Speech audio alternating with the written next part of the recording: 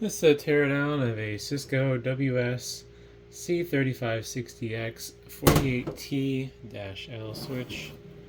It's a 48 port gigabit switch with a bay for an expansion module.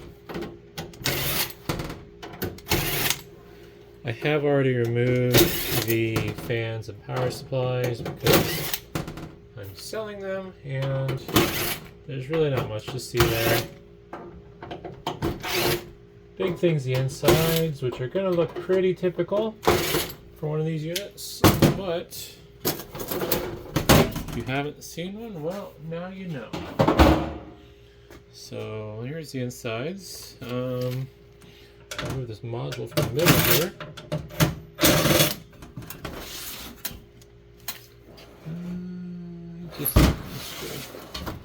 So this thing here is the power board for an external redundant power supply. I swear I'm missing, oh yeah, I'm missing something. Screw in the back here.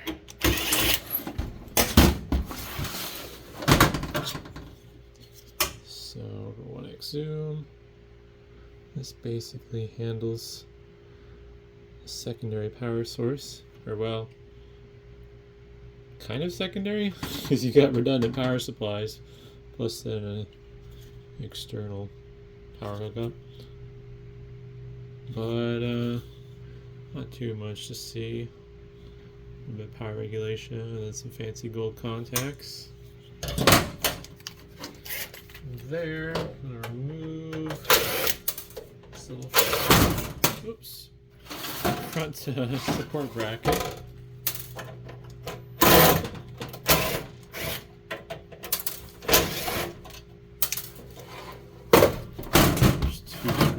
Side, and then it lifts up. Your front I/O board. Just get that right with the world. Yep. I'll take it off of the thing here real quick. I don't have enough space to dance around the tripod. This just slides off like so. These little light pipes are kind of pinning it down, but otherwise. Ah, it's upside down. Probably some sort of multiplexing chip for the LEDs.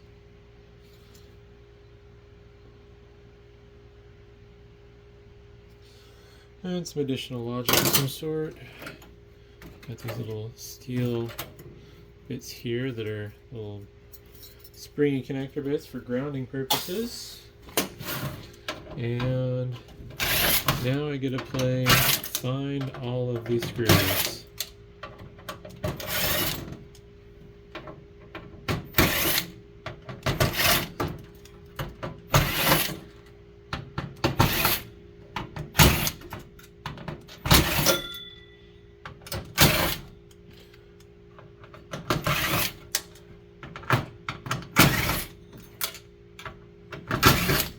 I do wonder how necessary half these screws are.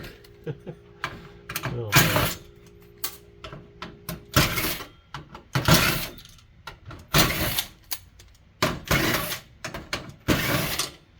Alrighty. So, I believe that's all the screws.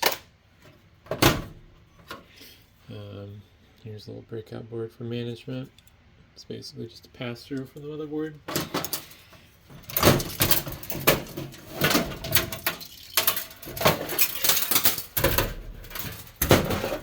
There's the bottom half of the shell.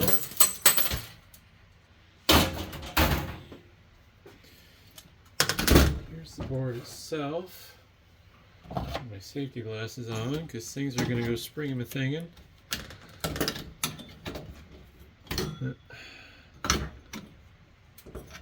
I don't remember how these remove. No, just stuck on thermal adhesive. There we go. So I got a handful of big chips on the side here.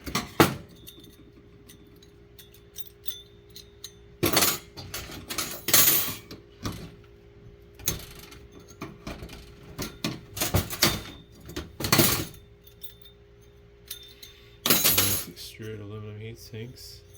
Oh, that's cool. Pretty sure this branding is AVC. They also make fans. I have seen Cooler Master heat sinks inside of stuff like this as well, which is kind of neat. Because I'm used to thinking about them just as like regular computer parts, not as fancy networking equipment as well. So this adhesive's on pretty good, unfortunately. I think I'm going to get one of the front heat sinks off for the network ports.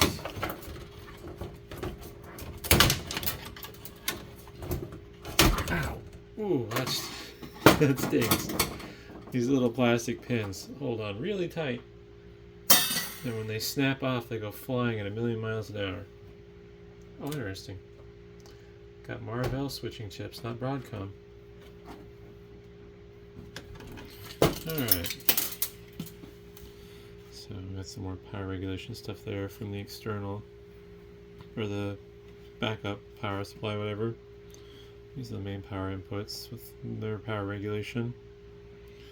And then some additional power regulation boards here in the middle, side-ish areas. The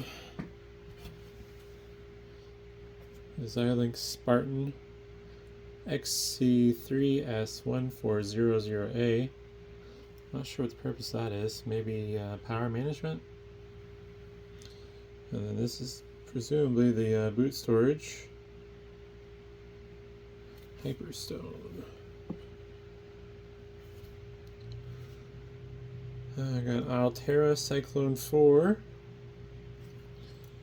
And I assume this Intel chip here is also storage.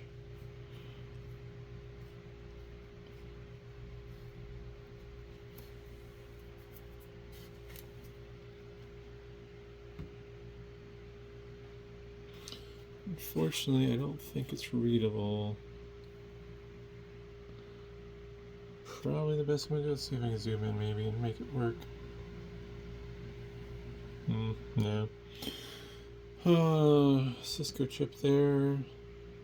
It's a Yeti 3 with some Micron memory next to it.